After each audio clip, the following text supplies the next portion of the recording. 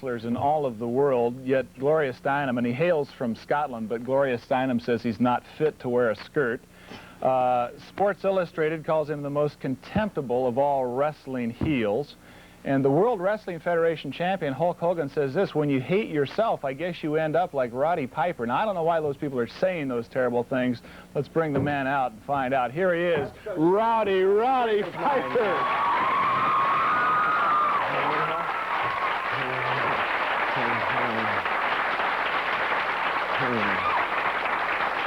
How you folks doing, man? Welcome. How are you? Roddy, good to see you. How are you? Please, have a seat. That's nice. That don't always happen to me. Yeah. That is kind of usually they're throwing stuff at me. He's not such a bad guy. I'm kinder to children than the Waltons. I'm a wonderful young guy.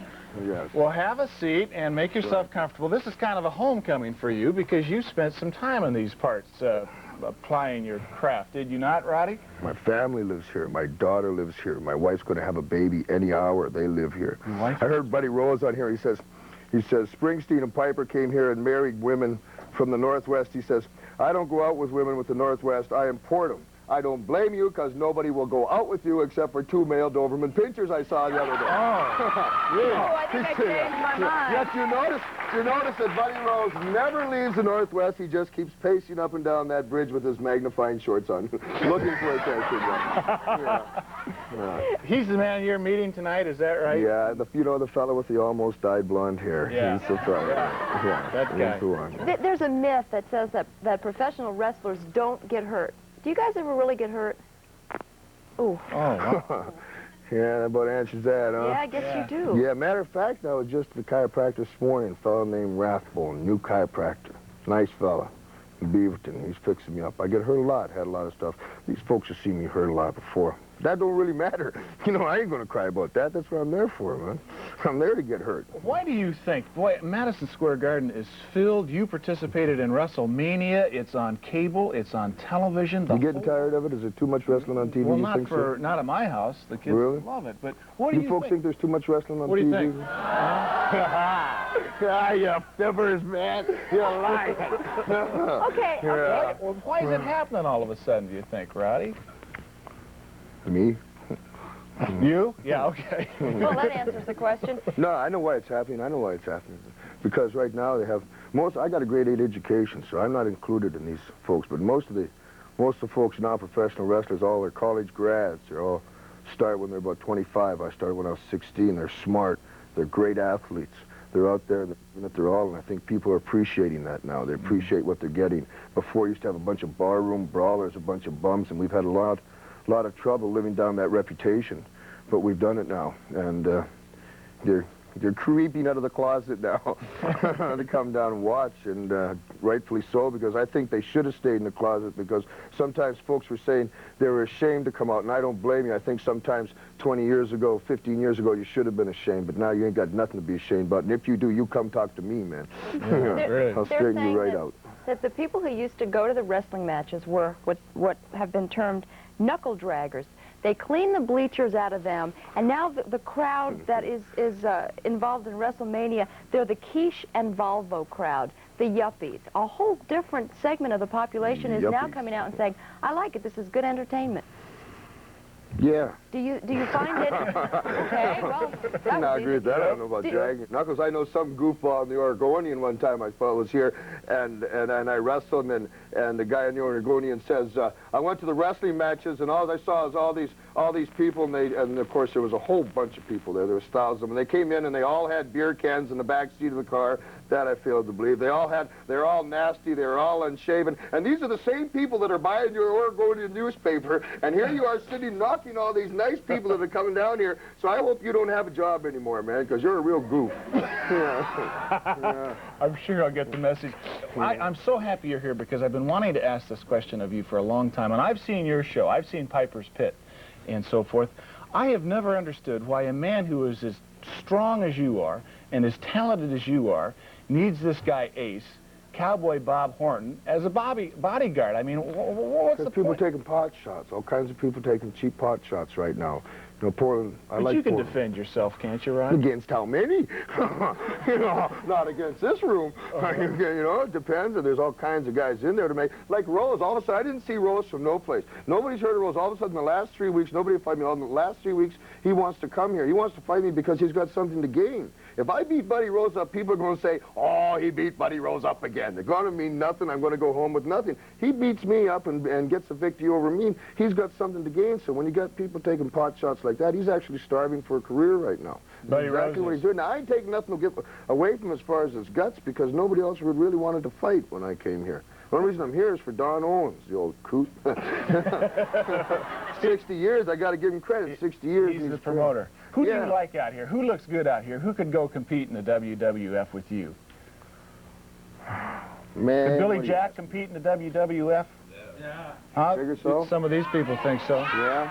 I tell you, I really haven't seen him fight, but I know he's a pretty big boy. I know he's real popular. I think that it would be a mistake on his part to jump too soon because that can certainly ruin a man's career.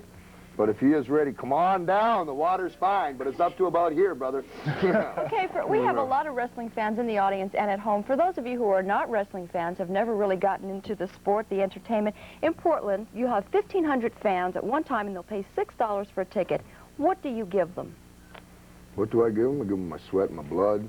That's pretty good for $6, Yeah, wouldn't for you say? $6. And That's a free box of bargain. popcorn if they bring a kid. I think that's a good entertainment deal. Okay. We are going to continue our conversation with Roddy Piper and maybe find out why he was such a crowd pleaser in Portland and is such a rule breaker now on the East Coast. You'll get a chance to ask your questions when we continue the visit with Roddy Piper.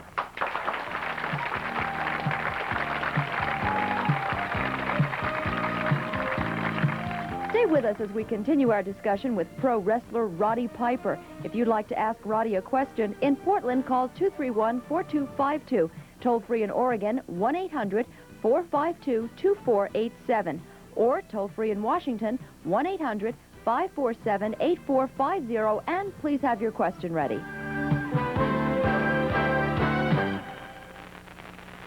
Brock's makes over 200 tempting candies using fresh, delicious ingredients.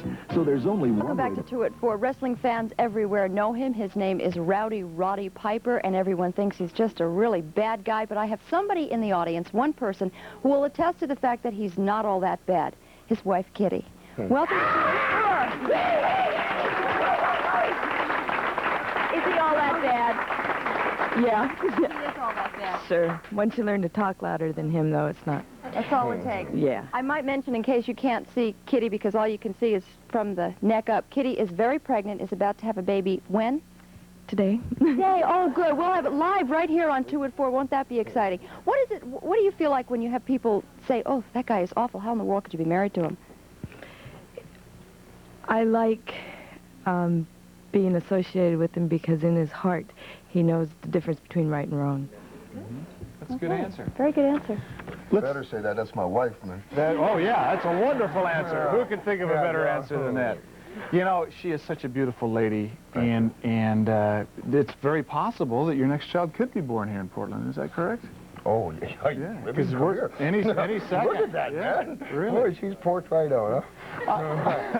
But I love her. I love her. On another subject, and I hope you don't mind me bringing it up, but WrestleMania, and of course this part of the country benefited from all the promotion that the whole country received and so forth and so on. And tell us what happened. Finally, you were not victorious that night with Mr. Wonderful. And in fact, Mr. Wonderful isn't real hot on your act anymore at all, is he? Well, because there's an advertisement company for Mr. Wonderful. They want to put their name on the bottom of his shoes because that's where it's seen most.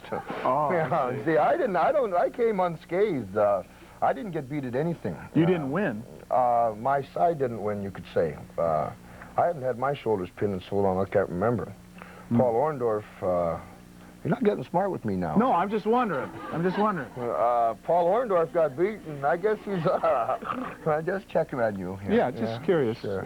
Because you did not win that match, despite all the things that That's were 3 said. times you said Well, that. Yeah. Listen. This is a guy 40 years old wearing hush puppy with navy blue socks, man. Are you kidding me? Yeah. At least I'm cool. I don't try to dress up. They know I'm a slob, man. You know, though, I haven't worn a skirt in years. Kilt. Yeah. We have, He would. Really, huh? He wouldn't hurt me on TV, would he? No. you should let me ask the nasty You ask the- questions. go Well, ahead, these aren't Mary. nasty questions. Go We ahead. have a lot of people in the audience who are just chomping at the bit to ask you a question. But I wanted to ask you, you are going to be on 3 episodes of All My Children, which will be shot in New York next Monday. And Yeah. you've just made an MTV video Don't play for the Baby movie. Huey. Boy, I'm all my Goonies. Now, you are actually in your own right at this point a star. This is entertainment. What kind of parts are you going to be playing, and how do you get involved in that kind of entertainment? I don't know. They phoned this guy. I just found out they just phoned this guy and asked him to come down. And they offered a bunch of money. I said yes. What kind of part will we be playing on All My Children? What kind of part? Uh-huh. Just myself. Just myself. yourself. Yeah. Can you tell us a little bit about what the storyline is? Would you tune in if I did? You bet. Well, I don't know really. I suppose they're going to have Hulk Hogan on there too, and myself. So I don't know. Maybe I don't know. Maybe they want us to bust up some furniture or something. It's not a good idea for them to Can't put get a us straight both answer there. out of this guy. You just can't. That could be You right. didn't want me here to give you straight answers. You want Really? straight answers, you would have got Reagan here, man. Okay. We Shall have a try an question audience from one of our young fans. All right. Yes, I would like to know why you were in Portland and you were good, and now you go to WWF and you're bad. Well, I just suppose depends on what you call good and bad. I don't think there's anything changed about me. I think I talk about the same, and I think I fight about the same. I think that the folks in Portland, Oregon, I fought here for so long, they got tired of booing me and said, well, we'll cheer him for a while. Well, I'm back there in New York. There's a whole bunch more different people all over the country, and I tend to voice my opinion. They think I'm bad, but I really don't care what they think either way, whether they think I'm good or bad, because I'm fighting to eat. It makes a big difference. Let's go to the phones, Roddy, and see what the people at home want to ask you this afternoon. Hello, you're on 2 at 4 with Roddy Piper. Hi, my name is Erica Chandler from Tiger, and I was wondering, if Roddy Piper doesn't like Cyndi Lauper so much, how come he's in a music video? Because Steven Spielberg gave me 50 grand. So I said, yeah, I'll come down there, even though she only got hair on one side of her head. You keep her away from me, Cyndi Lauper, that is. Yeah. She was the only one in WrestleMania that had hair in her chest, man, other than myself. So 50 grand and Steven Spielberg asked me. That's the answer to your question. Is there ever any chance that things might soften between you and Cindy, and you might ultimately be friends? There's nothing to soften other, there's nothing to soften. She asked me out one day, dear. I refused. There's nothing to soften. She has nothing to offer me. She's in a rock, and all these rock and roll people all of a sudden are getting down on me because of Cyndi Lauper. What does she have to offer me? She's going to tell me how to be a better fighter. Am I going to tell her how to be a better singer? I don't particularly like her. I don't particularly like what she's doing to the youth. My wife and I were in whatever it was we were in the other day, and there was this girl in there, and she had makeup on, and the makeup was trying to show that she was bruised. My girl comes home like that. She ain't going to need makeup for a month, man. You want some bruises, I'll give you. And this is what she's doing, so I don't think there's anything really to make up. Well, you feel fairly strongly about that. Okay, let's go back to the audience. You could say that. Yeah. Hi, your name and where are you from? Mary Casey from Portland, and I was just wondering what it took you to get to where you are today. Like, what's the bad side of this? You're where the money is now. What'd you have to go through to get there? I stayed at the Bomber Hotel for a month. I don't know if you know where that is. Got a big airplane on it. Stayed in all kinds of flea bag hotels and fought for 25 bucks a fight. I've been fighting 14 years professionally, 30 years old now, so I suppose just like anything else, ain't no sob story, just like littlest hobo running around and finally got good enough that I could make it. How about after wrestling, Roddy? You must be looking down the road. You can't do this forever. Body won't I'm last making that kids. long. I'm going to make kids. Make children? I'm going to make all kinds of kids. Yeah. Well, we want to wish you and Kitty all of the luck in the world with your second child. Kitty, I hope things go very well for you. Certainly you couldn't have a more supportive father, I wouldn't think, than this 250-pound gentleman. We would like to tell the people in our audience that Roddy is here tonight, as he pointed out, to take part in Don Owen's 60th anniversary wrestling extravaganza. It takes place at 8 o'clock over at Memorial Coliseum, 235-8771 for ticket information. It's all happening tonight, and there are a number of guys. Sergeant Slaughter's here tonight. This blonde guy that Roddy likes to talk about is going to be there tonight, too. But just say congratulations to Don Owens, too, for the 60th anniversary. Absolutely. I think that's nice. There's going to be a KATU Sports Special Report, Lords of the Ring, on Thursday, Friday, and Saturday, and Sports Week will feature highlights of tonight's wrestling extravaganza Don't forget Saturday. these nice people. Don't forget these I nice won't forget. people. I want to ask you for one tip before you leave. You do talk show interviews. Could you give me some advice? How can I improve? Get a job at a car wash. Thank you. You're welcome. Roddy Piper, everybody.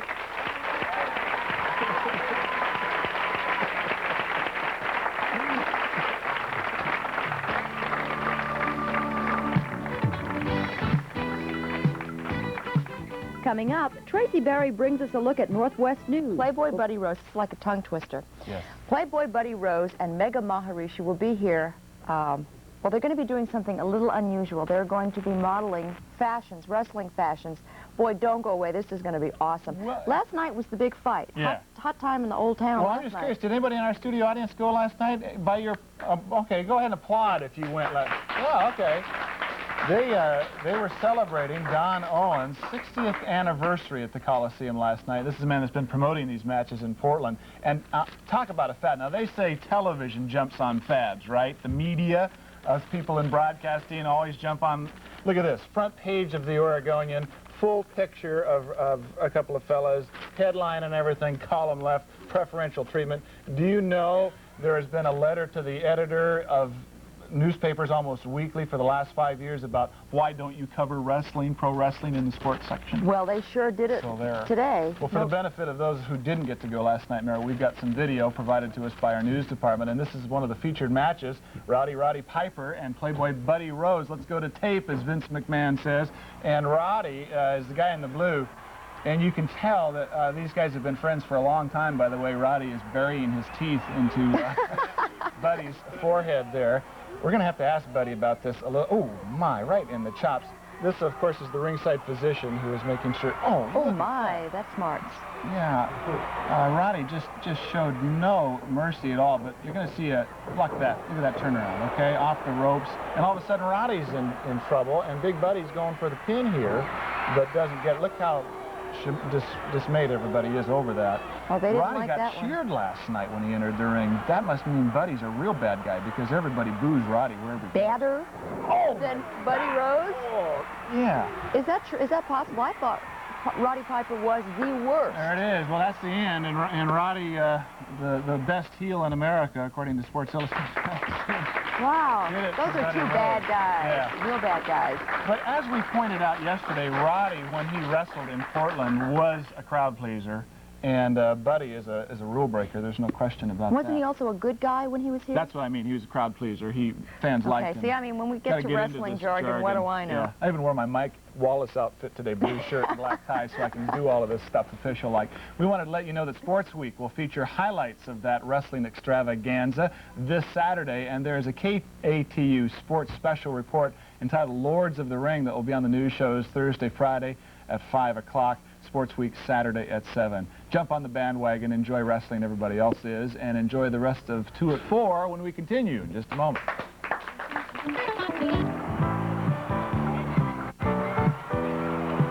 Roddy Piper working away on the man we're about to meet. If you watch wrestling on television, you likely know that a lot of the wrestlers dress like real jerks, and a lot of them have quite good looks, quite an eye for fashion. So we thought it would be fun on today's program as we continue to follow this craze to invite 2 professional wrestlers into the studio for a little fashion segment.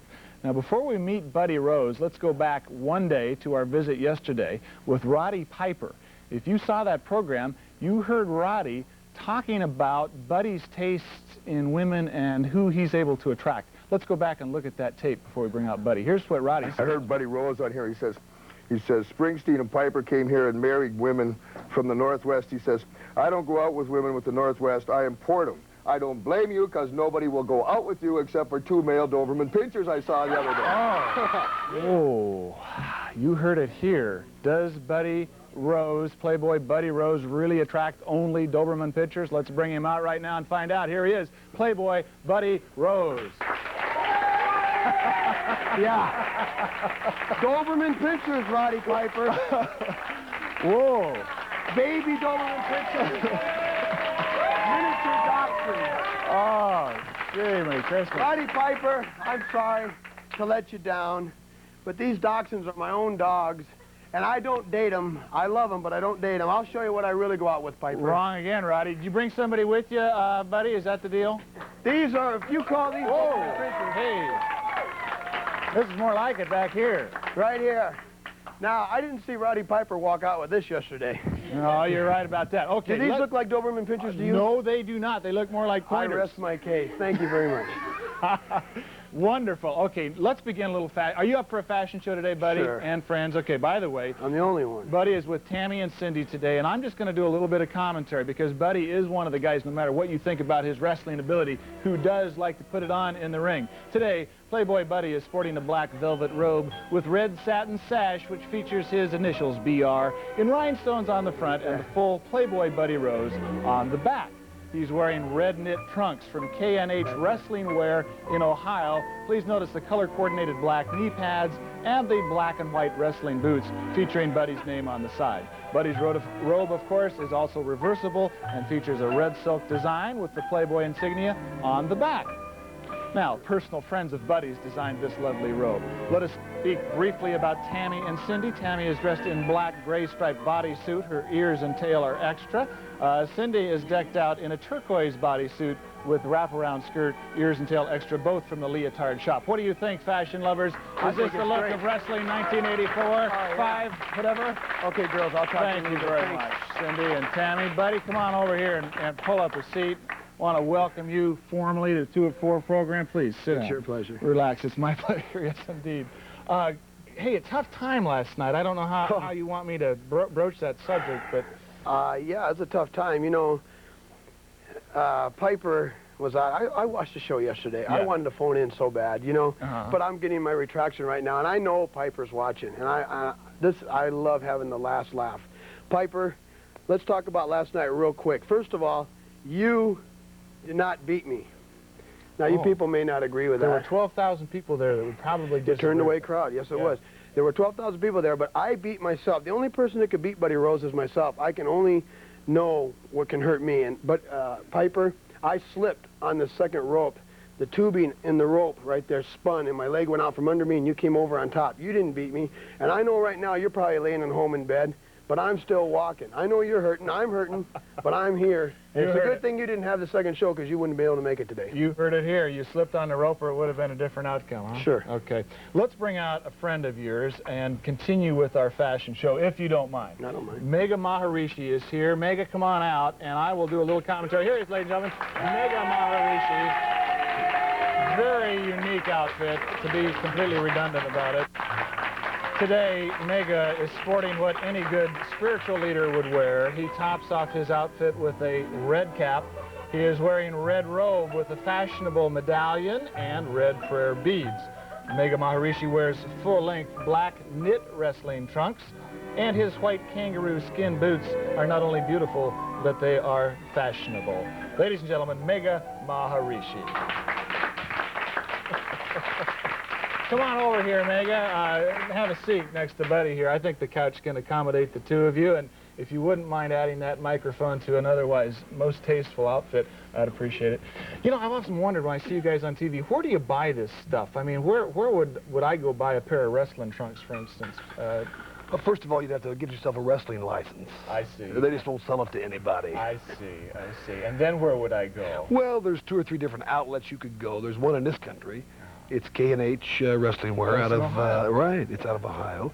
And of course, much of my stuff comes also from Japan and the Far East. Do you spend a little bit on this? Like this robe, that looks like no cheap item. $1,000. $1,000? Yeah. Penny money. Pin money, no big deal. I want to get something clear about yesterday. Piper says I'm starving for a career. Well, you know, a lot of people have heard about I've had problems in the past with the IRS and different things. Well, I just want to clear up something in about 30 seconds here. Go right ahead. You know, Piper, I'm not starving for a career. There's a lot of jealousy in professional wrestling. Piper, he's talking about he was feeding his family. He needs to feed his family. Yes. He made $50,000 on the video, which he did. Yes. And how much food does the guy eat? You know, I mean, how much food does he need? And then he probably got $200,000 for the WrestleMania. He's a $500,000 a year man. But some of us came up the hard way. Some of us came up with the proverbial silver spoon, which I did. And all I did, you know, with that tax problem was write out a check, paid my taxes. My CPA, you know, didn't like me, so he didn't take care of the situation. To make a long story short, some of us don't have to wrestle full time. Some of us take a lot of time off. I take a lot of time off. Piper, you have to go to the WWF. You have to go to the NWA. You have to go all around. And if you like to make that $500,000 a year and you got to work hard to do it, that's your problem. Myself, I work half the year and I just live it up because I don't need the money. I just like the glory and I love to hurt people. That is natural, isn't it, by the way, Color? No, it's not natural. It's not. No. Okay. Let's check out some other wrestlers that you're familiar with, because I want to get a comment from you two on other fashion in wrestling. Let's check out Kamala the Uganda. Now here he is. Now this has got to be one of the more unique of the outfits. Mega, what do you think? Is this a good look? That's right. This is Kamala. He back when finding your roots was possible, you know, it was the in thing to do. Mr. Kamala found that his roots did stem from Uganda. And of course, then residing in Jackson, Mississippi, he did the best thing he could. He found a couple of dead skunks and put them together for lower attire. And of course, the grease paint is. Does that ever rub off on the other wrestlers? You could walk out of there looking just like him if you bumped into him, wouldn't you? I'll be honest. I've never tried to convert the man to my way of spiritual thinking. So I've never really been that close to him. Let's look at another fella here, the All-American Sergeant Slaughter. He was on the bill last night. Oh yes. Stand up for America. Yeah, this attire here was only popular during the Vietnam era. You know, you don't see many people dressed like this anymore. If they do, they're not real popular with their friends. Wait a minute. There were 12,000 people in the Coliseum last night delivering the Pledge of Allegiance when this man finished wrestling. That doesn't say anything about his attire, though. You can pledge allegiance to the red, white, and blue, but that's nothing got anything to do with that drab olive. That is just, that's really out. That's out. It's never been in as far as I'm concerned. Let's look at one other fellow. Now, this is a wrestler I'm not familiar with. This guy's name is Ravishing Rick Rude. Now, is leotard still in? I mean, that leopard look? Is that still? Of course, that long look, that long, lean look is still in. I use it, and it fits me perfectly. But this Mr. Rude, I don't know. I think he has probably a sexual identity crisis. Looks like he's from San Francisco. What'd you say? Looks like he's from San Francisco. San Francisco wrestler, huh? Well, you guys have a lot to say about these other fellas. Is there any jealousy between the two of you? For instance, Mega, do you look at Buddy and say, "What a jerk outfit that is," and vice versa? Hey, his cost $1,000. This one here you could pick up for about $250. I'm not jealous. I took the other $750 and invested it in AT&T. See, that's the difference between him and me. I like to spend it. He likes to save it. Well, two schools of thought expressed here on the program today. And before you fellas leave, we want to point out that this Saturday night at the Portland Sports Arena, and Buddy wants to get another word in, we'll let him do that. The Battling Midgets will be at it again on Don Owen's card. It starts at 8:30 out on North Chautauqua Boulevard. You may call the number on your screen for more information. We're just about out of time, Buddy, but go ahead. One more quick thing. Don Owens is planning on holding another extravaganza, wrestling ganza, in the next 60 days. The people demanded it. They turned away 12,000 people. And I want you to look at one more thing. You showed the wrong headlines. Here's the headlines. Piper on the bottom of Rose. Rose is taking over here, as you can see. We fouled up again. There is. That's right. And when that extravaganza comes again, Piper, I want you again, and we'll prove it once and for all. Well, I want to thank the two of you, Playboy Buddy Rose and Mega Maharishi. I don't care what everybody says. You're good sports. And we will continue with 2 at 4 in just a minute. Thank you very much to Playboy Buddy Rose, Mega Maharishi. We appreciate it.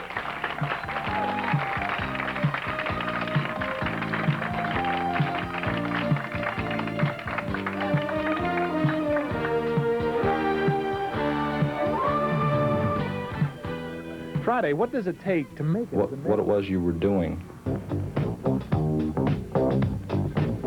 From the Portland Memorial Coliseum, it's the Owen family's 60th anniversary extravaganza. Tonight's special wrestling presentation is brought to you by Tom Peterson's, where you'll always get a great deal at both locations at 82nd and Foster Road.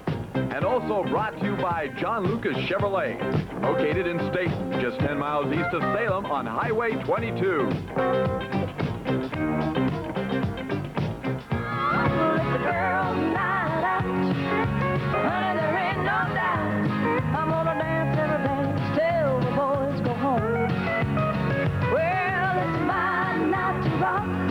No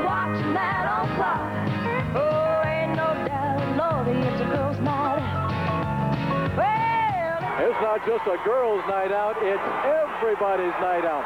13,000 of them right here at the Portland Memorial Coliseum. Hello, everybody. I'm Don Koss, your host for this wrestling extravaganza, as the Don Owen family celebrates 60 years of promoting professional wrestling in the Northwest. Tonight, we've got 3 world title matches on the same card. Ricky Martel will defend his AWA title. The Road Warriors will defend their tag team world titles. And, of course, Ric Flair is going to defend his NWA title. Along with that, we'll have Sergeant Slaughter going against Kendo Nagasaki. And, of course, Rowdy Roddy Piper going against Playboy Buddy Rose. And we'll be back with the first history-making match right after this. Here comes the Playboy Buddy Rose, our honorary timekeeper, Michael Thompson, on the Portland Trail Blazers, is making his way to ringside here. You can see the Playboy getting in there, and he's got his Playgirls with him. Well, look at this. Here comes Michael Thompson, going to be taking his seat next to us, and he's going to be the honorary timekeeper for this bout. And now you can hear the crowd as Roddy Piper makes his way through the crowd towards the ring. There he is. There he is, being surrounded by people. He's got his kilt. He's wearing his kilt. Look at that. He's being mobbed by the mob. Now he's being surrounded by security people and being helped into the ring. There he is. Roddy Piper, this place is coming alive. Piper's T-shirt is alive. The eyes on that master are flashing. Playboy Buddy Rose is not too happy about the reception being afforded Roddy Piper. Look at this. Listen to this. My goodness. Ladies and gentlemen, introducing on my left, weighing 250 pounds, from Las Vegas, Nevada, Playboy Buddy Rose.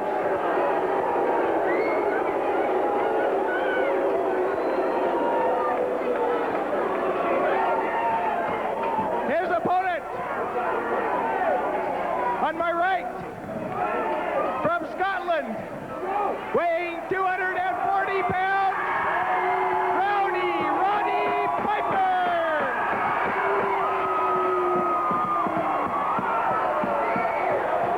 Well, there's nothing I can add to that or say that the crowd isn't saying right now. Whoa, there goes the T-shirt. It's being fought for right behind us. Of course, the tallest guy in the crowd got it. Roddy Piper and Playboy Buddy Rose. And taking a seat next to me now, Michael Thompson, the Portland Trail Blazers, our honorary timekeeper for this bout.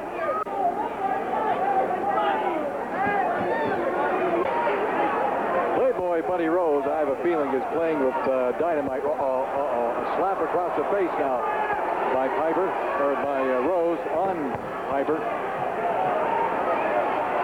I don't have to tell you the fame that Roddy Piper has gained over the years, especially as of late.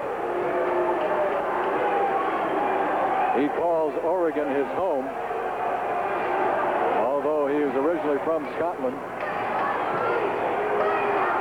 We'll be interviewing Roddy Piper in a little bit, hopefully.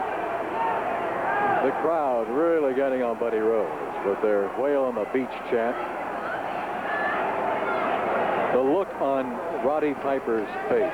Here he goes. There he goes. And Roddy Piper going right to work on Buddy Rose. Into the turnbuckle. Yes! You talk about the bell being rung. Ringside bell rang, and Buddy Rose's bell had rang. Roddy Piper is all over Playboy Buddy Rose. Ah! Rose ducked to that right hand, went outside. Roddy Piper is absolutely beside himself. He pushes referee Sandy Barr. He's outside on the concrete with Playboy Buddy Rose and slams him head first into the iron post. Woo! Oh, mercy. The action is outside the ring right now. Piper throws Buddy Rose inside. Rose's head is bleeding. Rose's head is bleeding. Piper yelled at Rose and he went down. Rose is bleeding profusely on the forehead right above us. Leaning against the turnbuckle. Here comes another right hand by Roddy Piper. Another one. Rose trying to fight back. Not much steam behind those left hands of his. Piper, oh! A hard jab puts Rose down. Another hard jab puts him down. And boy, I'll tell you, those are connecting, ladies and gentlemen. A left and a right puts Rose down. Rose bleeding from the forehead. Piper standing right on his face and twisting. Playboy Buddy Rose stood on, Roddy Piper stood on Rose's face and just did the twist. Here comes a hip toss by Roddy Piper, and a knee lift puts Buddy Rose outside on the concrete.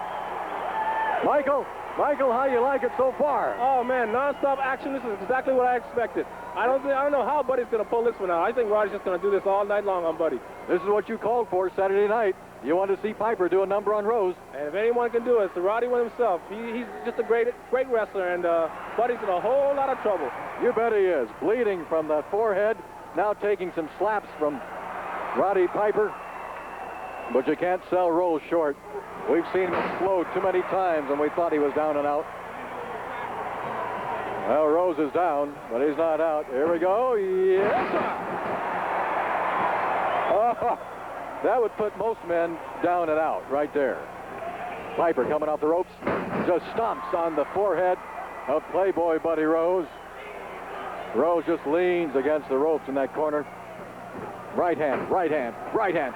Oh, 4, 5, 6, 7, 8. Sandy Barr trying to separate the two men. Rose is just being pummeled by Piper. Oh! You see what we said? You see what we said? Piper again came at Rose. Rose used his body, his arm to flip Piper up and over the ropes. That's about a 10-foot drop that he took down to the concrete. Now Buddy Rose. Buddy Rose on the move. Left hand, another left hand against the ear, the right ear of Roddy Piper. A hard chop puts Piper down on the apron of the ring. Buddy Rose, oh, caught him right in the throat. Or right on the jaw. Piper about ended up in the front row. Another left hand puts Piper down on the apron of the ring. Rose kicking, stomping, and out goes Piper onto the concrete. You see how quickly things can turn. See how things can change like that. All it took was an opening, and Buddy Rose found it, and Roddy Piper paid for it. Piper blocks that one and jabs Rose right in the eyes, and Rose got the shoulder into Piper and put him back outside in the concrete. Both men have been spending a little bit of time out there in the concrete. Now, Rose is going to, he looks like he's aiming Piper right into that iron post. He did. Caught him right in the back of the head against the iron post. He's going to do it one. No, he's not. He's coming over towards this way.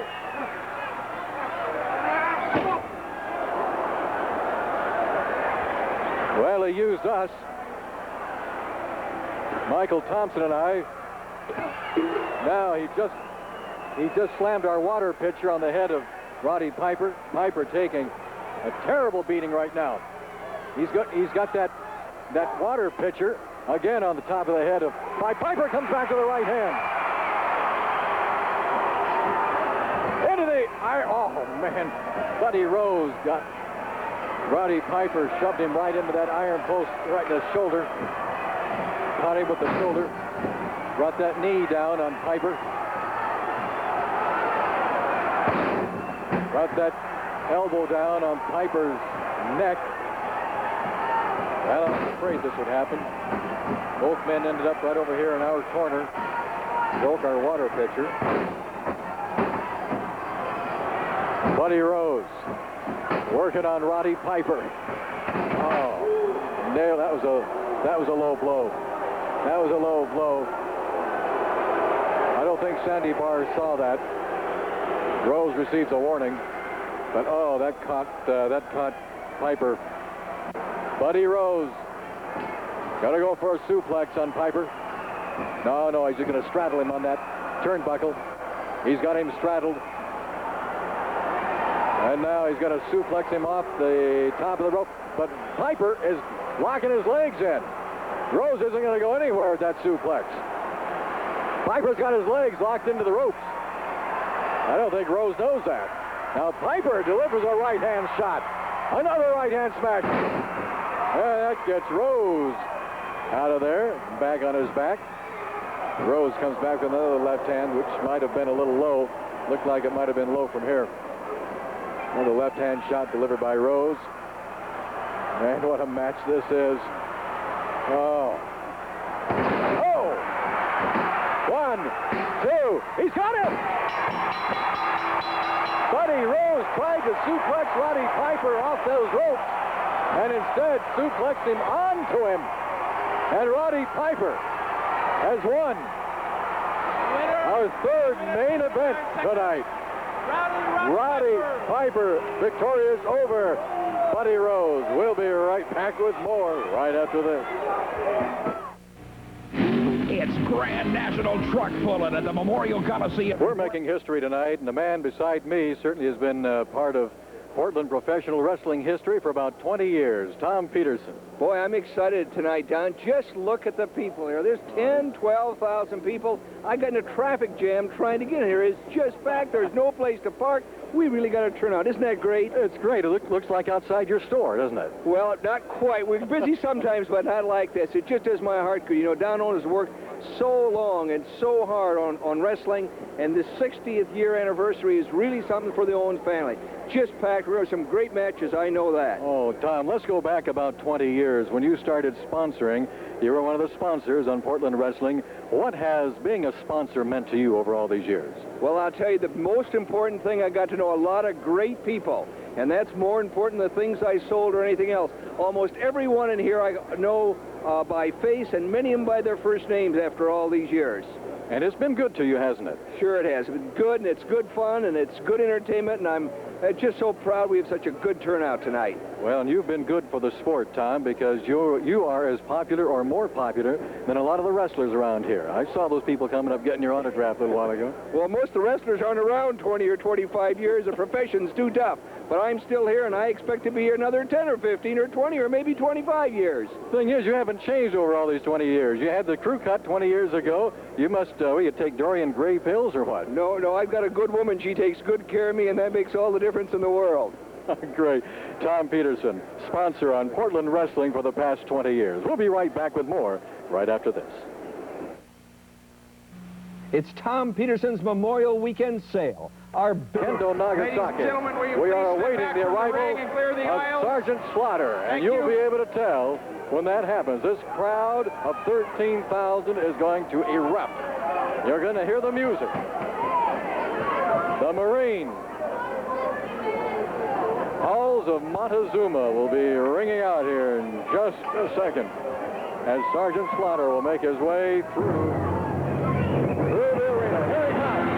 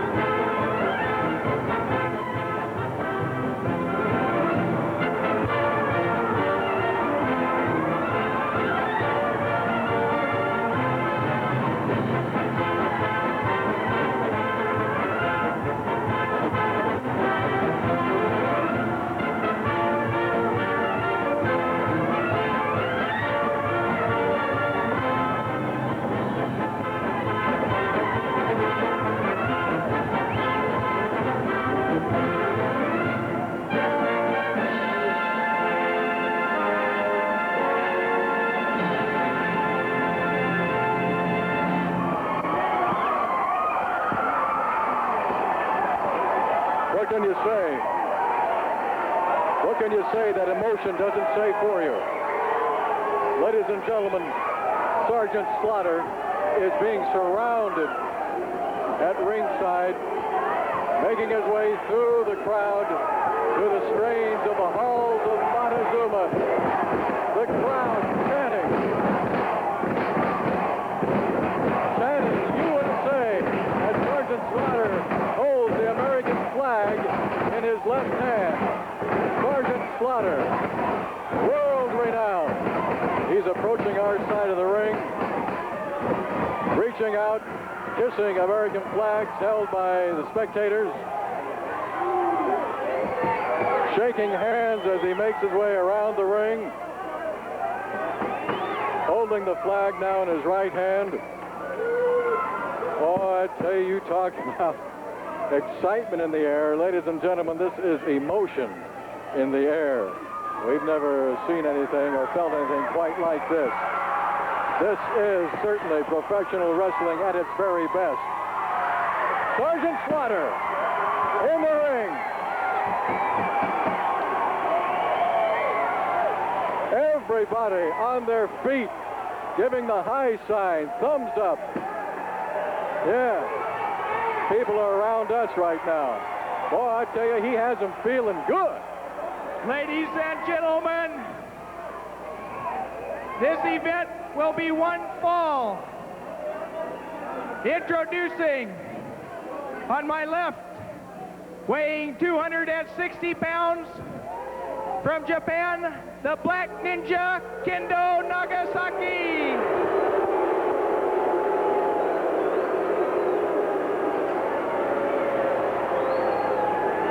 His opponent, on my right,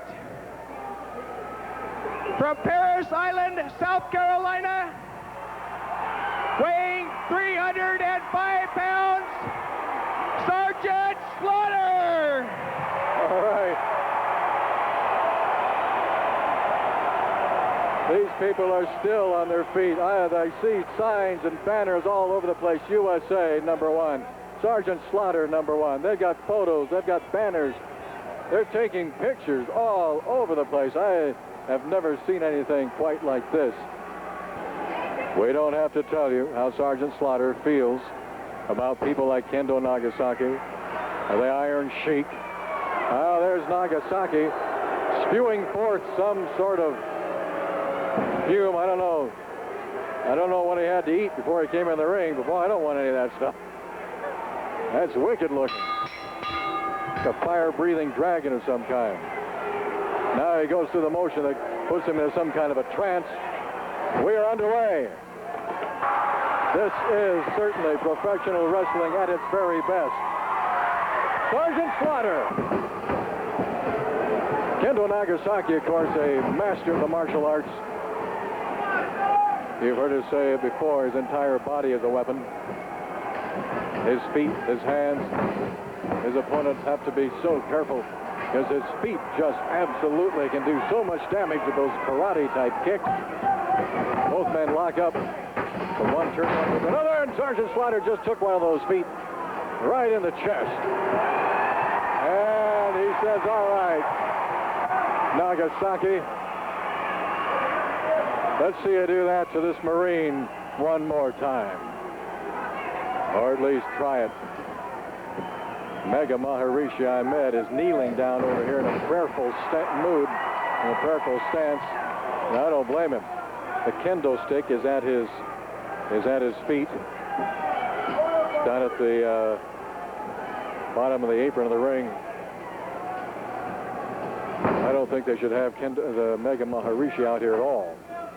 All he would have to do is pick that stick up and throw it in there to Kendo Nagasaki. Look at Sergeant Slaughter go on Kendo Nagasaki into the rope. Back body drop. Yes, sir. Oh, it brings the crowd alive. Here we go. Body slam coming up and down. Yes, sir. And Kendo Nagasaki is going to crawl out of there and have a little conversation with his mentor, Mega Maharishi Ahmed, as Sergeant Slaughter grows impatient in the middle of the ring. Sergeant Slaughter, as you know, is a former Marine drill instructor.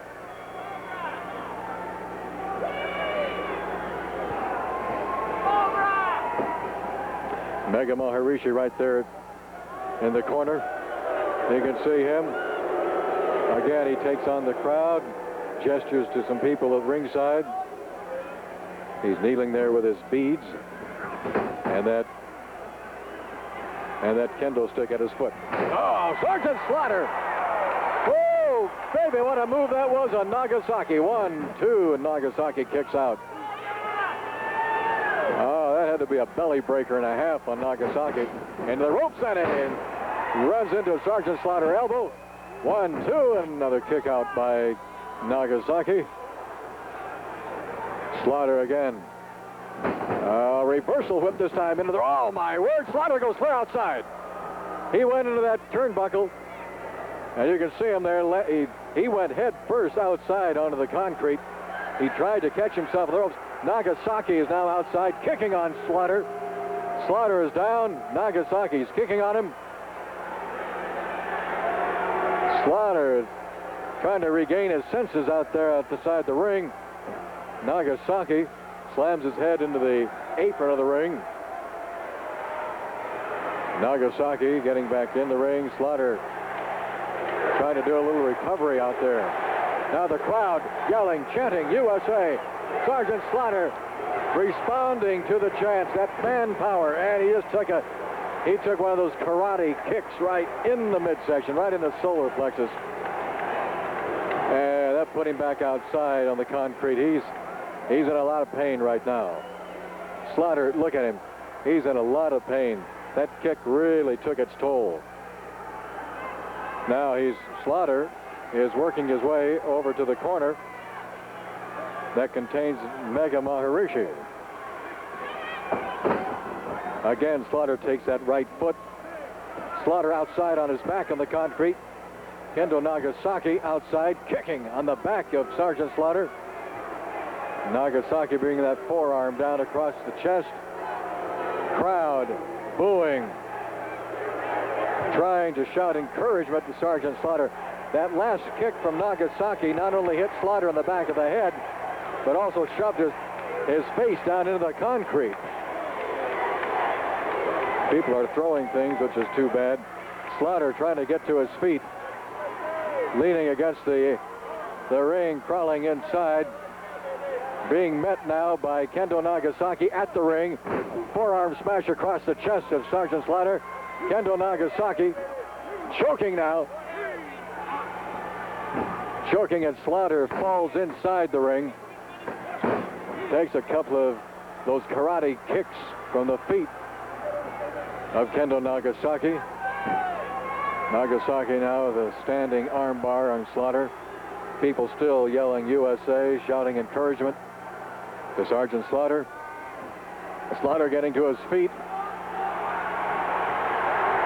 And now responding to the crowd. Trying to respond to that fan power as Kendo Nagasaki grinds and twists on that left arm, sending Sergeant Slaughter back down to his knees. Slaughter to his knees. Again responding to the chants of the crowd. USA, USA. Sergeant Slaughter trying to get that right fist, and he does, into the midsection of Kendo Nagasaki. And he just took it. Oh, talk about the agony of defeat. That's defeat of Kendo Nagasaki, working on Sergeant Slaughter and doing a pretty good job. And he just uses that top rope to sling Sergeant Slaughter back.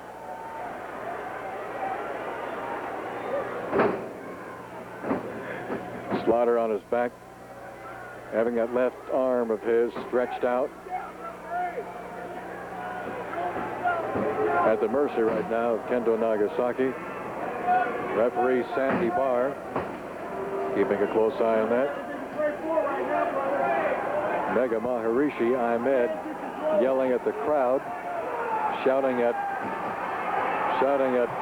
Kendo Nagasaki. Sergeant Slaughter now getting to his feet and bringing that right foot down on the head of Kendo Nagasaki. And again, taking the right foot of Nagasaki in the chest. That karate foot of his stings every one of those shots. Now, Sergeant Slaughter, he's not getting hurt now. He's getting mad. Yes, sir. There he goes, a right hand. Both men just slugging it out.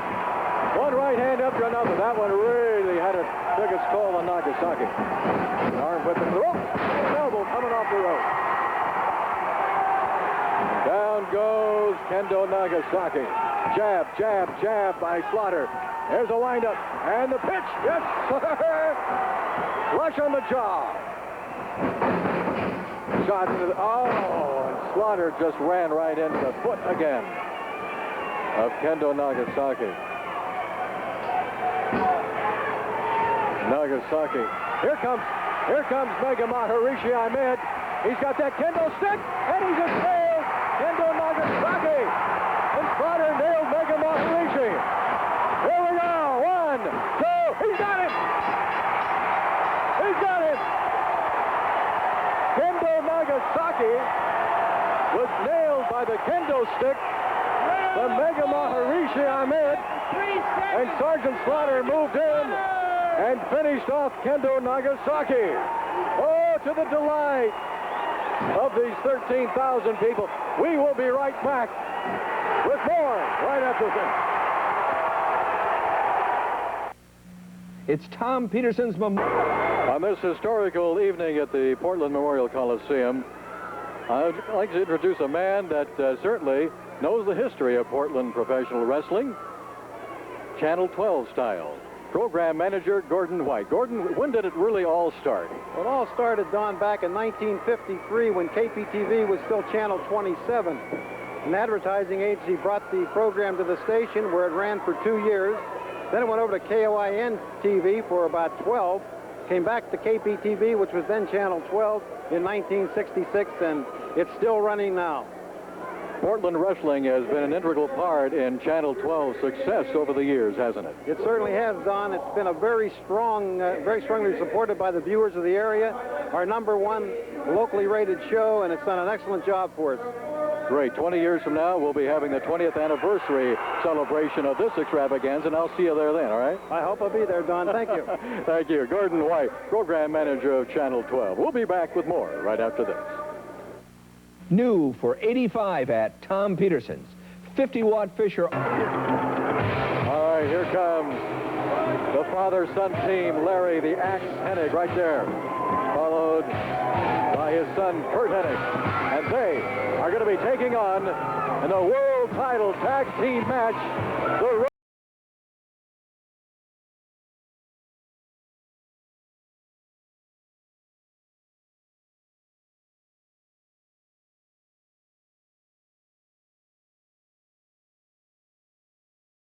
Ellering. We didn't know if he was going to be here with them or not. There they are, Animal and Hawk, the Road Warriors. Here's Barry Owen to make the announcement of this match. Introducing, on my left, the AWA champions, Precious Paul Ellering presents, from Chicago, Illinois, weighing combined weight of 580 pounds, the Road Warriors.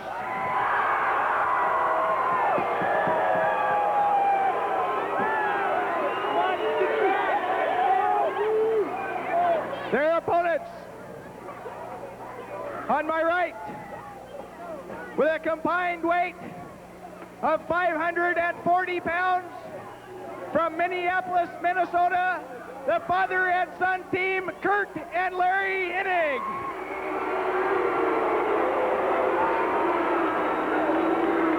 Ladies and gentlemen, please stay back away from the ring. Oh, this place is bedlam. Absolutely. We have turned Portland's Memorial Coliseum into an arena of bedlam.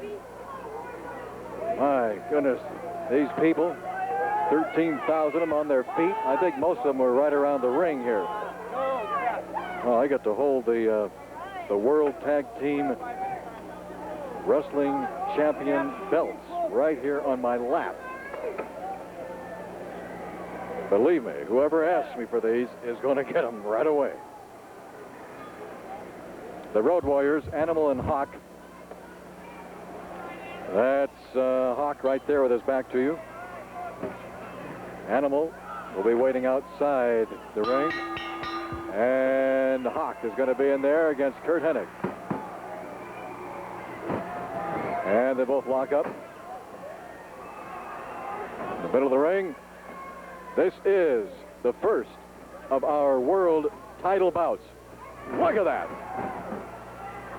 He just picked Curt Hennig up. He just picked him up like he was a doll of some kind and just threw him over there alongside the ring, but Curt responded.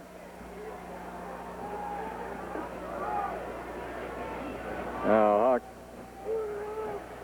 again just throws Curt Hennig off of him, but Hennig lands on his feet, which I don't think is exactly what Hawk intended. Again, they lock up. And again, he shoves Larry, or rather Curt, into the turnbuckle. These men are powerful. Well, you've got 4 men in there, extremely powerful. But these Road Warriors, oh, they are absolutely 2 of the most massive individuals I've ever seen. They're like buildings. Arm drag by Curt Hennig. Drop kick by Curt Hennig, and out goes Hawk. Oh, yeah. Hawk landed on his feet, but outside the ring.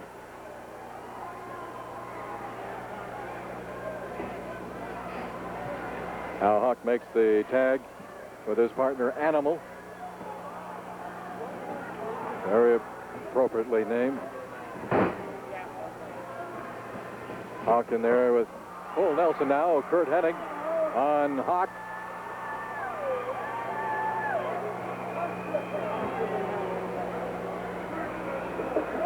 I think I was telling you before that Hawk was Animal and Animal was Hawk. That's Hawk in there right now.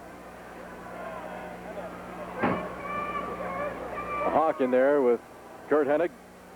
Hawk powering out of that full Nelson, and lies an elbow smash inside the face. Curt Hennig comes back with a smash of his own. Side headlock against the ropes. Now in the center of the ring. And Curt makes the tag with his father, Larry the Axe Hennig, who drives a fist in the back. And now double shot there along the ears. And a standoff. Hawk ran into Larry Hennig, and that's just a couple of buildings running into each other. Look at the bodies on these men. Again, and a slap. Both men slap each other's faces.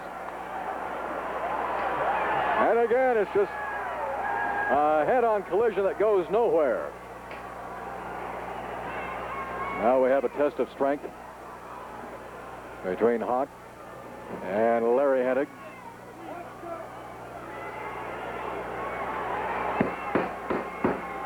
Manager Paul Ellering over here alongside the ring, pounding on the ring. Ellering, of course, once a very successful wrestler, professional wrestler in his own right. He was here in Portland a few times at the sports arena. But this is history tonight, ladies and gentlemen. We're making history. We're celebrating a wrestling extravaganza. The biggest wrestling event ever in the Northwest. Oh, spin around and smash by Larry Hennig. Throws Hawk into his son, Curt Hennig. Here we go. Into that other turnbuckle, and he lays one on Animal. And now, another meeting of the minds. A rake across the face by Hawk on Larry Hennig. Hawk working away on Hennig. in the corner. Now they double team on Larry, the Axe Hennig, who's definitely in the wrong corner right now. Hennig just kind of crawls over that bottom rope. Hawk still working on Hennig, and now Animal comes in, lays a boot on him, another boot, another boot. Larry Hennig standing outside the ring, trying to get to his senses. And again, another boot, this time applied by Hawk. Larry Hennig trying to walk that off. And Paul Ellering, he's walking away from Larry. Now Larry grabs the feet of Hawk. And he's pulling on the left leg of Hawk, and he works on the hamstring. And a left-hand shot upside the face. Now he pulls Hawk right out onto the concrete. Now they're going to go at it outside. Rights and lefts. This is a slugfest right outside the ring. Right now, Hawk getting the best of Larry Hennig. Oh! Slams his face down on the edge of the ring.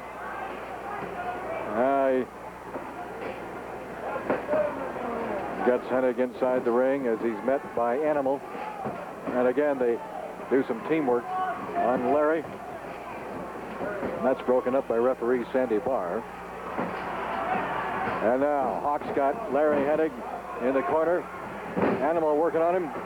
And Larry Hennig just caught Animal's right foot and spins him around. Smashes him with the forearm. Makes the tag with his son, Curt Hennig. An uppercut by Curt. Into the ropes. Goes Animal. Animal just got nailed in the thigh. Now Larry. Curt Hennig going for the old bell ringer on Animal. He makes the tag with Hawk. And Curt goes right to work on Hawk. There's an uppercut. Here comes an arm whip into the ropes. Coming off those ropes. Nails Hawk right smack in the midsection. And picks him up. Atomic drop. And Hawk lands in the corner over there. Curt Hennig. A reversal left. Oh, man, he gets that turnbuckle right above us with a whole lot of velocity. Hawk now throws Curt Hennig into the power body slam. Hennig went down. Hawk in control. Arm whip into the ropes. A victory roll. Curt Hennig going for a victory roll, but Hawk made the tag with Animal, and Curt doesn't know it. He just took a big boot upside the back now. Curt didn't know that the tag had been made just when he was getting Hawk into a victory roll, and now a tag is made again, Animal and Hawk. And a double, oh man, a double shot into that turnbuckle. The whip into the rope. Clothesline. Sandy Barr trying to get Larry Hennig back into his corner. Animal trying to go for a pin, and Curt Hennig worked his way out of that. Hennig would definitely love to get over to that corner, be able to make a tag with his father. But the Road Warriors have been doing a pretty good job keeping him at bay and keeping them away from that corner. Animal in control right now of Curt Hennig. Hennig trying to football style work his way over to make a tag with his father. Here comes Hawk, and he made the tag. He made the tag with Larry. But referee Sandy Barr didn't see it. So he couldn't, another 2, 3 double shots into that turnbuckle. Oh, there can't be anything left to Curt Hennig's back. The Road Warriors. They don't care how they get a match as long as they hurt somebody and win. That's why they're the world champions. Curt Hennig makes the tag with his father. Father comes in like a bull. And now smash the Road Warriors. Clothesline. Larry Hennig on Animal. Going for the pin. 1, 2. And Hawk came in and broke that up. Larry Hennig using the ropes. And he's being tackled by Paul Ellering. He was being tackled by Ellering, the manager of the Road Warriors. And now the Road Warriors have both got Larry Hennig. Throw him into that iron post. All this action outside the ring. Here comes Curt Hennig to his father's rescue. But not be. And he drop kicked Animal right down on his face. And he drop kicked Hawk right in the chops. Kurt Hennig doing all the work right now. Oh, flying wedge. One. Oh, man. Hawk came in and just laid that big boot upside the head of Kurt Hennig. Here comes Arnquist into the ropes, and another clothesline coming off those ropes. Hawk and Animal both in there working on Kurt Hennig. Sandy Barr trying to gain some kind of control in there, but the Road Warriors are teaming up. A double clothesline. Again, using that teamwork, that devastating teamwork, flying off that top rope. Sandy Barr is called for disqualification. Here comes Billy Jack Haynes. Billy Jack Haynes has jumped into the ring. He's coming to the aid of the Hennig. He is all over the Road Warriors. Paul Ellering, Kurt Hennig working on Animal. Billy Jack Haynes, and they're working on Hawk. Hawk is being thrown outside the ring. Kurt Hennig has asked for Billy Jack's help against Animal. Into the ropes. Oh, then a double shot. And Animal's crawling out of the ring. The Road Warriors want no part. Winners of the fall by disqualification. We'll be right back with more right after this.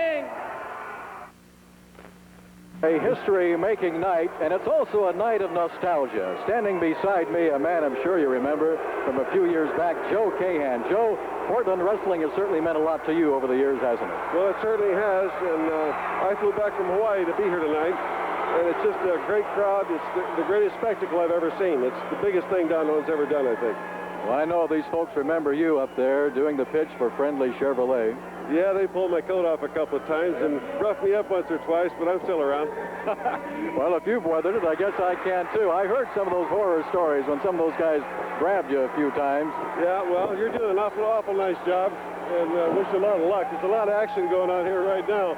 Joe, thank you very much for joining us tonight, being a part of this. Take care. I'm down in Staten, Oregon at John Lucas Chevrolet now.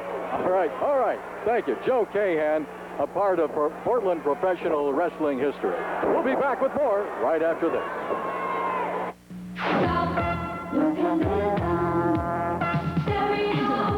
Is the only dealer in the entire Northwest that offers a 7-day trial exchange privilege on a used car. You can drive it in the freeway, take it to your mechanic, see if it uses too much oil. And if you're not completely satisfied in every respect, bring the car back.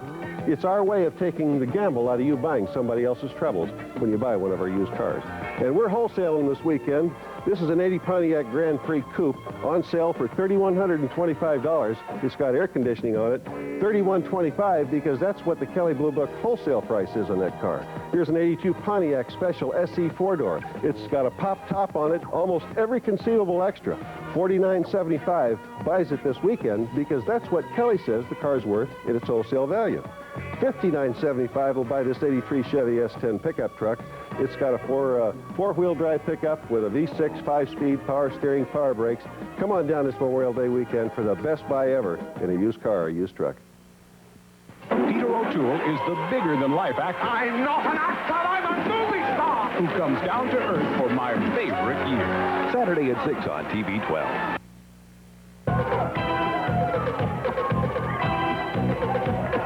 This is the second of our world title matches. Mean Mike Miller, Ricky Martel. Announcer Barry Owen is ready to make the announcement. Referee Sandy Barr in there. This is going to be for the AWA World Heavyweight Championship. There's Ricky Martel. Ladies and gentlemen, your next event of the evening will be one fall to a 45-minute time limit. This will be for the AWA World Heavyweight Championship. Introducing the challenger on my right, weighing 243 pounds from Louisiana, the Pacific Northwest Heavyweight Champion, Mean Mike Miller.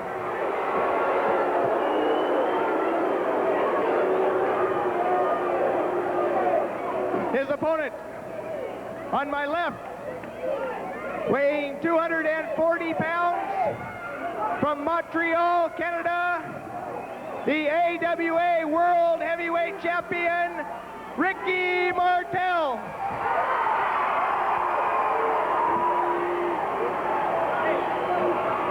Okay, we're ready. The AWA World Heavyweight Championship on the line. Ricky Martel, very popular, flashy young man. Powerfully built, as you can see. And a fan favorite worldwide. This is the second of our world title matches. And the bell has rung. And we're going. Miller and Martel. Martel backs Miller into the turnbuckle. Miller says, look, that was a clean break. Maybe the only one you'll see from Miller. National Wrestling Alliance referee Sandy Barr, our referee for this title match. This has to be a thrill for everyone. Certainly the fans. It even has to be a thrill for the wrestlers to be wrestling in front of 13,000 people at the Coliseum. Sandy Barr refereeing world title matches. Reversal of those hammerlocks. And Ricky Martel's got that hammerlock locked in good on Mike Miller, who goes for the ropes. Wraps that right hand around that top rope and forces a break. Miller backing up in the corner. How many times have we seen him do that? Puts foot out over that second rope. Mike Miller has things going his way now. Oh, well, he had it. He had him going his way. He just took a hard shot into the jaw, delivered by Martel. He took a foot in the belly. He met that turnbuckle face first there. Here comes an arm whip into the other turnbuckle. Oh, he moved out of the way, and Martel, I think it looked like Martel may have caught that iron post over there with part of his shoulder. Mike Miller now on the move again. Going to wrap that left arm around the top rope, forcing that. This is for the AWA World Heavyweight Championship, the biggest fight of Mike Miller's career. This is a title that Ricky Martel has held for well over a year. Goes into the rope, nails Miller with a big right foot. That put Miller down right on his little Ranger in Louisiana. Now Martel delivering some hard lefts. And going for a body slam. Up and down. Yes, sir. Miller groans. You can hear him over here at ringside. He's feeling that punishment being delivered now by Ricky Martel. An arm whip in the ropes, coming off those ropes. Back body drop. Martel using the ropes down on the shoulder of Miller with that big right elbow. There's another right hand.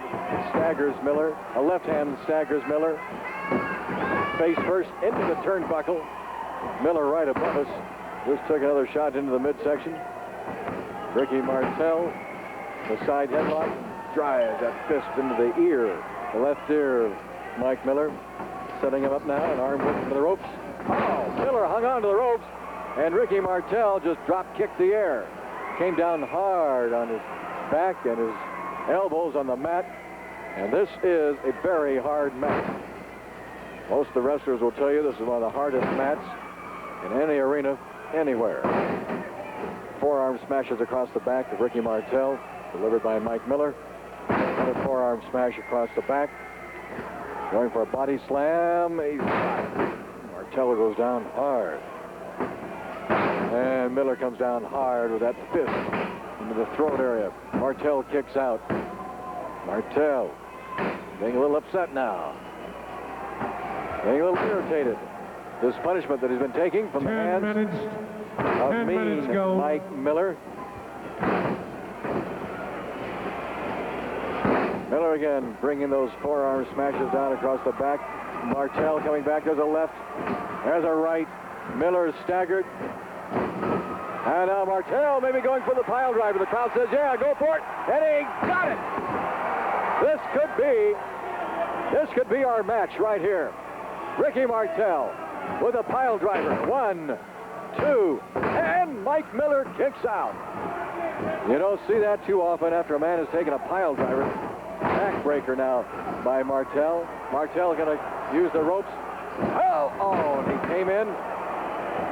And he landed belly first on the knees of Mike Miller. Miller just brought his knees up, and Martel came down hard on those. And he is hurting.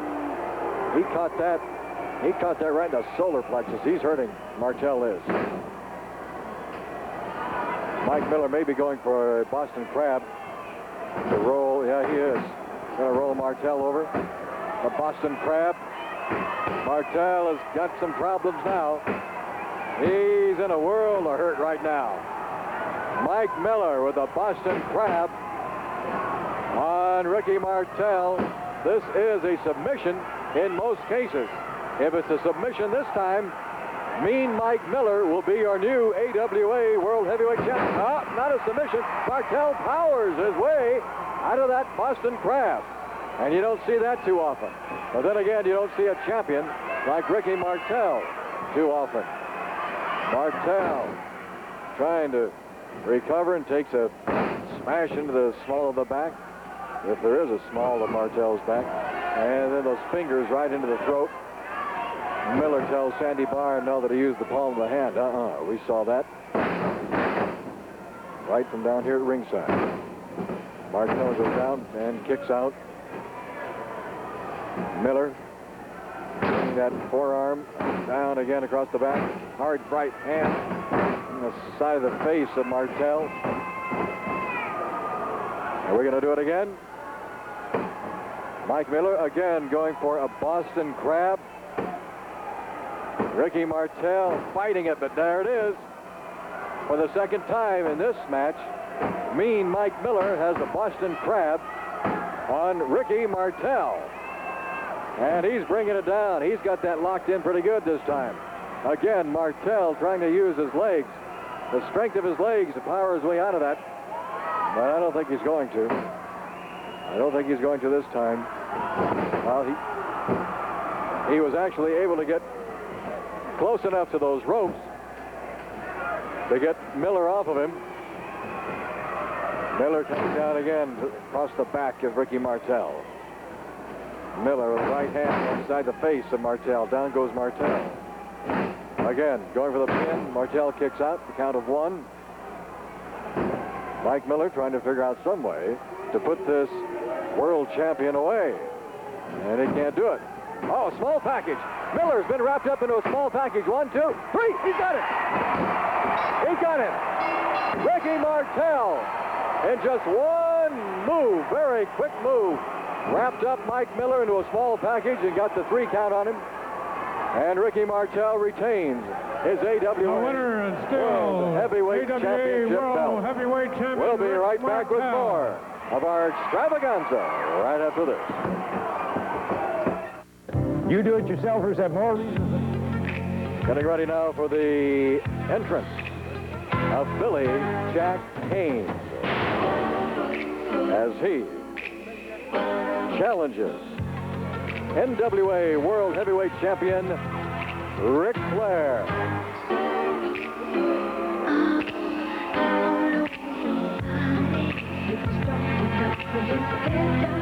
What you're hearing is the new theme song for Billy Jack Haynes.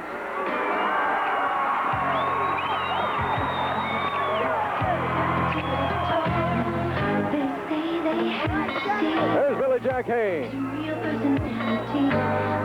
And now, about to make his way through the crowd, the National Wrestling Alliance World Champion Ric Flair.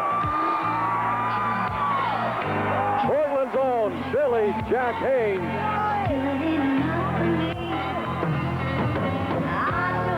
And this has got to be the biggest fight of his career. Oh, there's a lot of things happening for a lot of people tonight, in and outside the ring. You can hear by the reaction of the crowd, the champion is approaching the ring. Ric Flair, and he does live up to his last name. The man does have style. He does have flair. Trying to work his way through the crowd. He's never seen anything like this in Portland before. Look at this. Look at the robe. Look at the flashy style of the world champion. Ladies and gentlemen, your last event of the evening will be one fall to a 45-minute time limit. This will be for the NWA World Heavyweight Championship.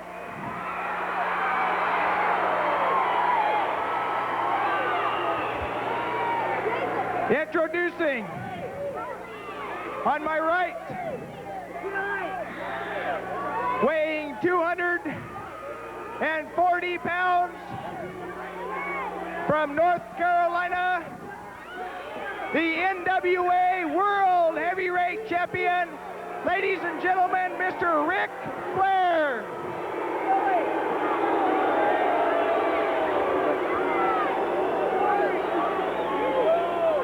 His opponent, weighing 255 pounds, from Portland, Oregon, Billy Jack Haynes.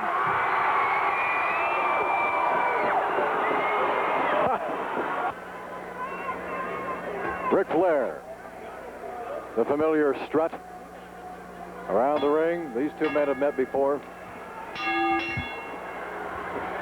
in Portland at the Sports Arena. But this somehow seems a whole lot bigger. Maybe it's just because it is in the Coliseum. Maybe it is because there are 13,000 people. Oh, look at that, huh? That's a patented move by Ric Flair. Ric Flair has held this title longer than any man has held a world championship title.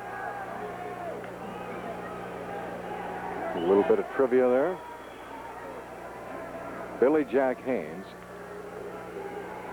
If you've been watching Saturday Night Wrestling from the Portland Sports Arena, you saw a special tape a short while ago. Oh, look at that. He just shoves Ric Flair right across the ring. Look at the look on Ric Flair's face. So, whoa, what happened there?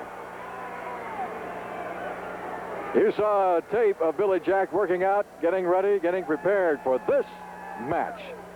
This match means more to Billy than anything else he's had before. He is ready. We saw him before. We saw him tonight as we came into the arena. Oh,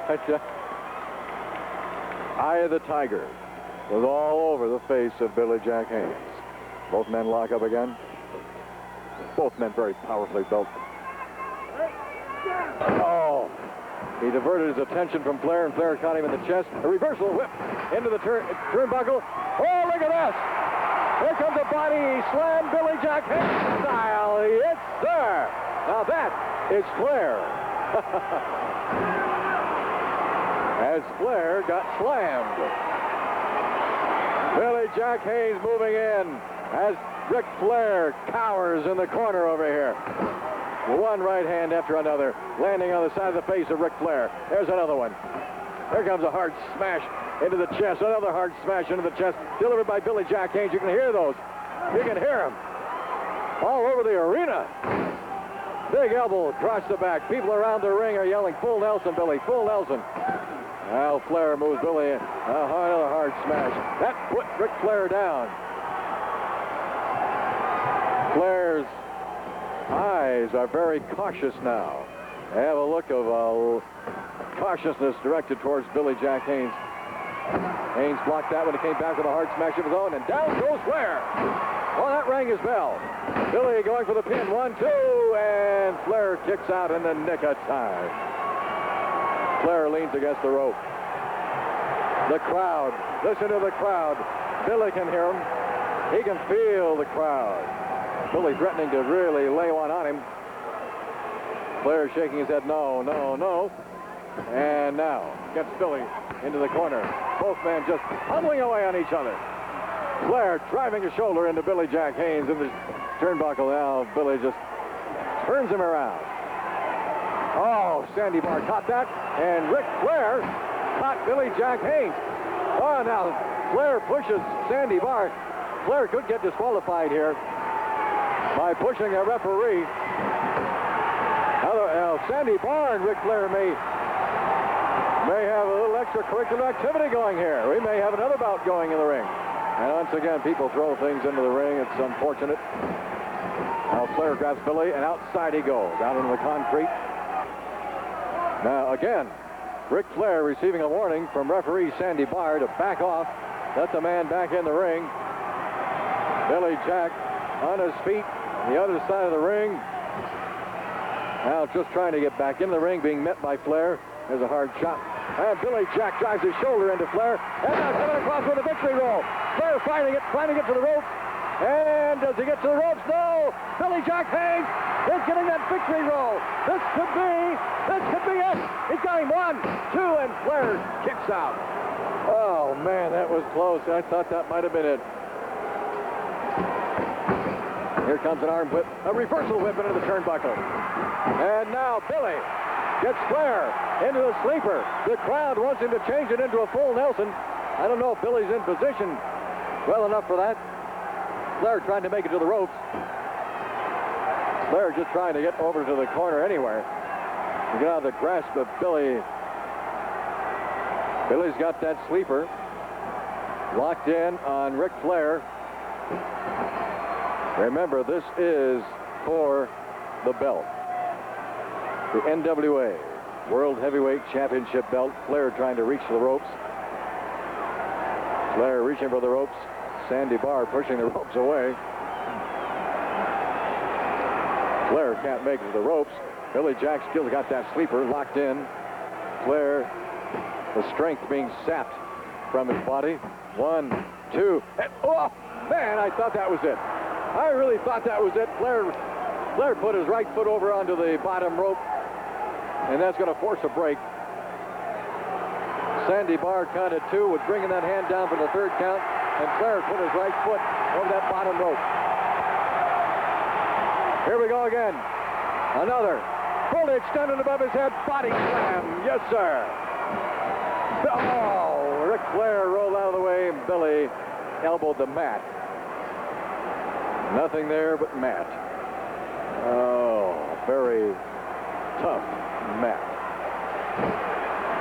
Billy staggering to his feet. Ric Flair trying to get behind Billy. Flair extremely exhausted. Both men very exhausted. Flair going, oh, full Nelson! Flair was going for a suplex, and Billy got him in a full Nelson, and Flair made it to the ropes. That's all Flair was thinking about. Ropes. Where are the ropes? Get me to the ropes in time. And they did. Billy, a hard smash across the chest of Ric Flair. Elbow coming down on the back. Here comes, trying to get him in position for an arm whip in the ropes. And a clothesline coming off those ropes. Man, I'll tell you, Ric Flair's feeling that one back to North Carolina. Woo! Yes, sir. Billy about took his head off and put it in the 10th row over here. Billy Jack Haynes in the fight of his life. Ric Flair. Oh, just ran into a Billy Jack right hand. Hard smash across the chest.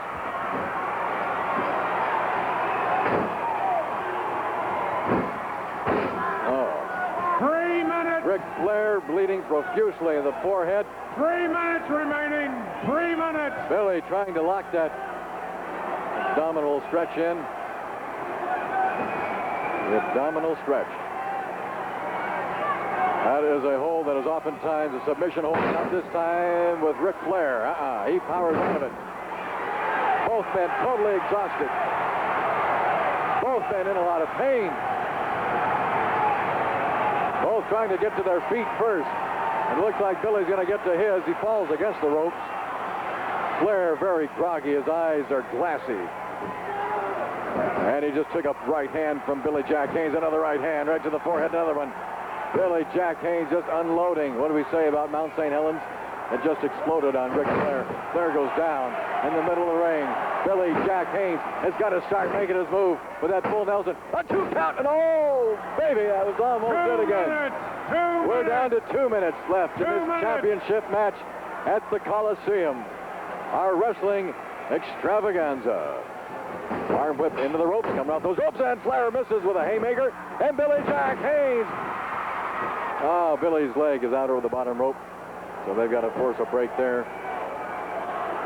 The blood on Billy Jack Haynes, I think, is actually Ric Flair's. Billy just pounding away on the forehead of Flair, working on that cut that's on Flair's forehead. Oh, both men, you can see how tired they are. Totally exhausted. Here comes an arm whip into the turnbuckle. Oh, another powerful body slam. Now, there's the sign. There's the signal to the crowd. Billy Jack Haynes is getting ready for the full Nelson. Could we have a new heavyweight champion tonight in the Coliseum? Flying mare from Ric Flair. Ric Flair stomping and roughing and stomping on the body of Billy Jack Haynes. Flair going to go upstairs. He's going to go up to the top rope, but I think he may have a little help down. Oh, yeah, he is. A little help from Billy Jack Haynes to come on down. There we go. Oh. And he just flew the very unfriendly skies. Ric Flair did. Billy Jack Haynes, this is it, ladies and gentlemen. Full Nelson. Flair fighting it. Flair fighting that full Nelson. Billy Jack Haynes has got it. Billy Jack Haynes has got the full Nelson on Ric Flair. I think he's got it locked in. The crowd is on their feet. We have run out of time. Once again, the bell saves Ric Flair. Billy Jack Haynes just waiting a little too long to get that full Nelson on Ric Flair. Had he tried just a minute or so earlier, we would have had a new NWA World Champion, but Ric Flair will leave Portland, Oregon with the championship belt as time ran out on Billy Jack Haynes. We will be 45-minute time limit. We'll be back with a special wrap-up right after this time. Winner. It's Memorial Day. We've been celebrating 60 years of professional wrestling with a wrestling extravaganza, the likes no one has ever seen in the Northwest before. 60 years of the Owens family promoting wrestling in the Portland area. And we have the third generation Owens right here, Mark and Barry Owen. Barry, I know that you don't remember exactly when it all started, but I'm sure you've heard all the stories through the years, through the family, right? Oh, many, many, many stories. There's so many I can't even remember. And some you can't tell right now. Some I can't tell right now, you bet. Well, I know that a lot of people wonder, what's it like to live with really a legend? And your father, Don Owen, really is a legend in professional wrestling throughout the Northwest. Well, that's a hard one to answer. It's just, we're busy all the time. We just try to work together and try to bring the people of the Northwest the best in wrestling. The best wrestling has to offer, which I think we did right here tonight. Oh, absolutely. Mark, this place was packed tonight. There must have been close to 13,000 people in the Memorial Coliseum. And as we said before, the entire Northwest has never seen anything like this. What a way to celebrate. You betcha. We've got to be proud of this house tonight. We put on a terrific show. Everybody was out working hard. Everybody did a fantastic job. The wrestlers were just terrific. It couldn't have been any better. For our 60th anniversary, this is the way to spend it. Boy, I'm anxious to find out how you're going to celebrate the next 60. Hey, we're thinking already of maybe having another one in the near future. Is that right? Another extravaganza. Well, I'm sure we'll be announcing that on Saturday Night Wrestling sometime, right? Yeah, you just keep watching and you'll be hearing about it. Okay. Mark and Barry Owen, we thank you very much for number one, being a part of a legendary happening in the Northwest and helping put this entire thing together. Yeah. Wrestling extravaganza from the Portland's Memorial Coliseum. We'll definitely go down in history. We have gone down in history. We've made history tonight. This is Don Koss. Thanks for joining us. So long.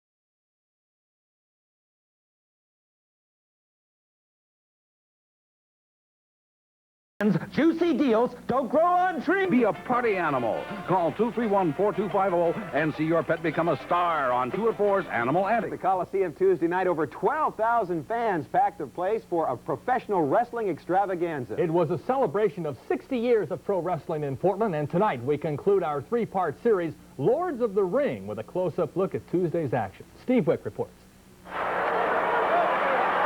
This is it. This is what I've been waiting for. Portland has finally made it. They've hit the big time. They're here. We've arrived.